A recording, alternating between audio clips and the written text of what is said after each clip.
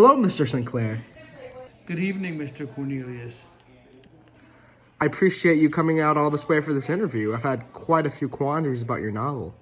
It's really no issue. I'd love to speak on it. Yeah, about that, I'm going to get right to the point here then. I have some questions for you. Let us begin then. Firstly, what inspired you to write The Jungle? Well, when I was a journalist, I was hired to work in the meat market, in that industry, and report my findings.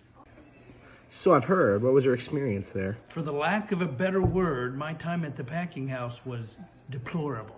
Oh, that's right. In your report, you stated that the meat was downright inedible, yes? It was. Rats and even sometimes men became part of the batch.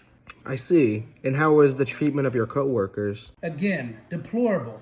Keeping pace was nearly impossible, and after a while, they were given the longest hours and the smallest pay imaginable. And don't even get me started on the safety protocols, or lack thereof.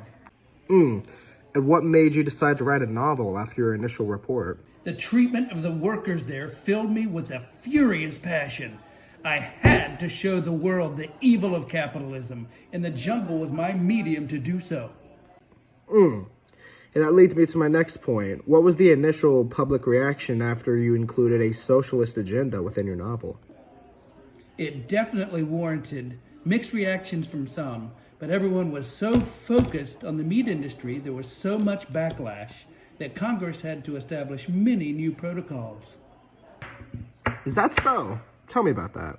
Ah, yes. And after my novel, the government became so much more focused on controlling the meat industry and the food industry as a whole. I was very proud of my success. I see. Let's bring it back to the socialist standpoint. What were you hoping to achieve in writing this novel apart from exposing the meat industry further? Obviously, in this regard, I had far less success, but I'd also hoped to shine light on the greatness of socialism. But the public was more focused on the sins of the meat industry.